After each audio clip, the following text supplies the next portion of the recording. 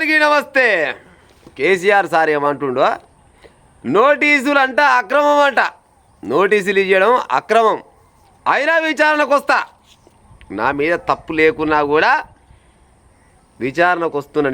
నేను ఎంత ఎడ్డి పిల్లగాన్ని, ఎంత సత్య హరిశ్చంద్రుణ్ణి అని చెప్పుకుంటూ వస్తుడు ముచ్చట. నోటీసులు అక్రమం, అయినా విచారణకు వస్తున్నా. నందినగర్ ఇంట్లోనే నేడు విచారణకు కేసీఆర్ ఓకే, 3 గంటలు అందుబాటులో ఉంటానని కబురు. బీఆర్ఎస్ ఆందోళన నేపథ్యంలో భారీ బందోబస్తు. ఎర్రవెల్లిలో ఉంటానని చెప్పినా మళ్ళీ నోటీసా?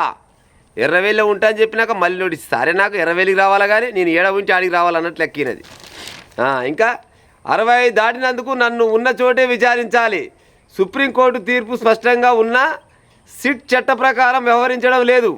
ఎర్రవెల్లిలోనే ఉంటానని 29న లేఖలో స్పష్టంగా చెప్పినా దాన్ని పట్టించుకోలేదు. ఇది కోర్టు ధిక్కారం కిందనే వస్తుంది. సిట్ వైఖరిని ప్రశ్నిస్తూ కేసీఆర్ సుదీర్ఘ లేఖ రాసిండట. సుదీర్ఘ లేఖ రాస్తాడు.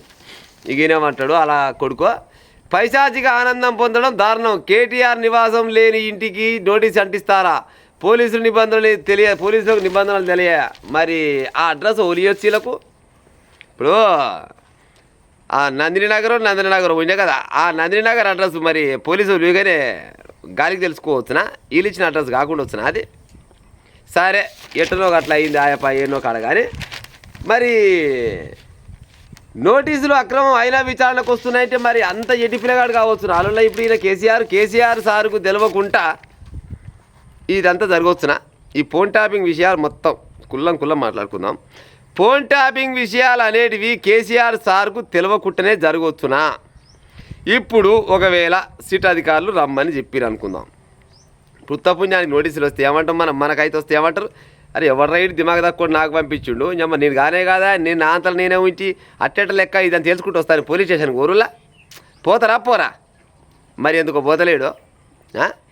అన్ని తప్పులన్నీ చేసి ఇక చేసినా నేనే చెప్తా. కానీ చెప్తా రాలేనుకో, ముందు అయ్యే తెలిసి బయటకు వస్తూనే ఉంటాయి. కానీ ఈ అన్ని కథలు ఆయన వల్లనే జరిగినాయి ఈ ముచ్చట్లన్నీ.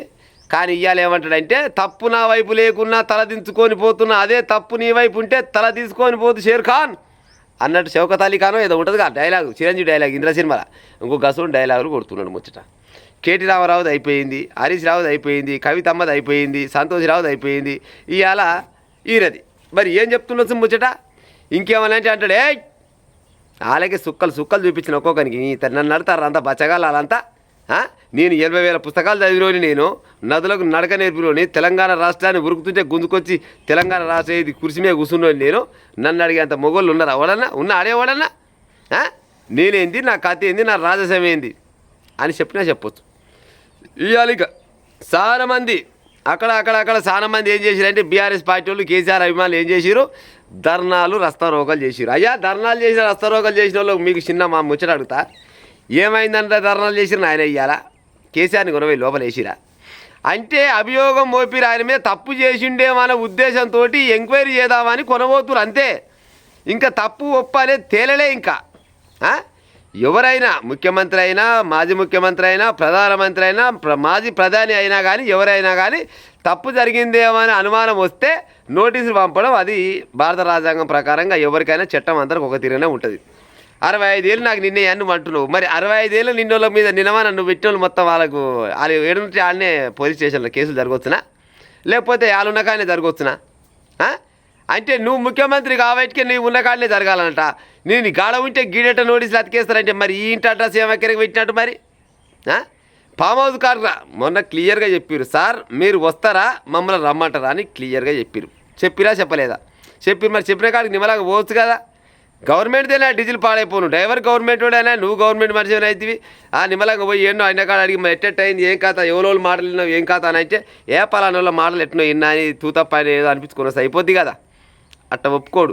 స్వయాన కేసీఆర్ గారి బిడ్డలే చెప్పే, నా ఫోన్ ట్యాపింగ్ చేసిరు, నా భర్త ఫోన్ ట్యాపింగ్ చేసిరు, మా అన్నకు సిగ్గులేదు మా అన్న ఫోన్ కూడా ట్యాపింగ్ చేసిరు, మా బావ ఫోన్ కూడా ట్యాపింగ్ చేసిరు అని చెప్పిందా చెప్పలేదా?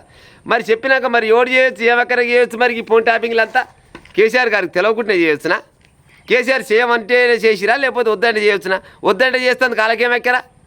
వాళ్ళు గవర్నమెంట్ జీతగాళ్ళు, ఇవాళ ఈయన ఏం చెప్తారంటే గవర్నమెంట్ వాళ్ళు వాళ్ళకి నచ్చిన రకంగా వాళ్ళు చేసుకుని నాకు ఎలాంటి సంబంధం లేదని చెప్తారు. కానీ వాళ్ళు గవర్నమెంట్ జీతగాళ్ళు నెత్తి మాస్తారగా నెల వస్తుంది, వాళ్ళ జీతం వాళ్ళ అకౌంట్లో పడుతుంది. కానీ మరి ఫోన్ ట్యాపింగ్లో ఇన్న ముచ్చట్లన్నీ కేసీఆర్ చెప్పకుండా వచ్చినా పలాని మంత్రి గిట్ట మాట్లాడుతుండు, పలాని ఎమ్మెల్యే గిట్ట మాట్లాడుతుండు, పలాని రాష్ట్రంలో ఉన్న గవర్నర్ గిట్ట మాట్లాడుతుండు, లేకపోతే లాయర్ గిట్ట మాట్లాడుతుండు, పోలీస్ ఆయన గట్ట మాట్లాడుతుండు, హీరోయిన్లు గిట్ట మాట్లాడుకుంటున్నారు హీరోలతోటి అని చెప్పకుండా వచ్చినా వినకుండా వచ్చినా తెలుస్తుంది. ఇయ్యాలనో రేపో ఎల్లుండో మొత్తానికి అయితే తెలుస్తుంది. అంతేగాని జర ఏమంటారు కదా ఊకొని కూర్చుంటే ఊరు మాత్రం తెలుస్తుంది అనేది ఇంటనే ఉండాలి. రేపు మళ్ళీ పేపర్లు ఏమవుతుందో మనం కూడా చూద్దాం. కానీ ఇప్పుడే నేను కేసీఆర్ దొంగ అని చెప్పలేను, అట్టని మంచోడని కూడా చెప్పలేను. కానీ ఆయననే చెప్తుండు తప్పు లేకున్నా కూడా నా అంతా నేనే పోతున్నా, నోటీసులు మాత్రం అక్రమంగా ఇచ్చిరు అయినా విచారణకు వస్తున్నా అంటుండు. మంచి పని అయ్యా పోయిరా. మరి ఎట్టట్టు ఏమేమి మాట్లాడినవేం కాదునో ఇక రేపు పొద్దుగాల మళ్ళీ వార్తలు వస్తాయి, మళ్ళీ చెప్తా.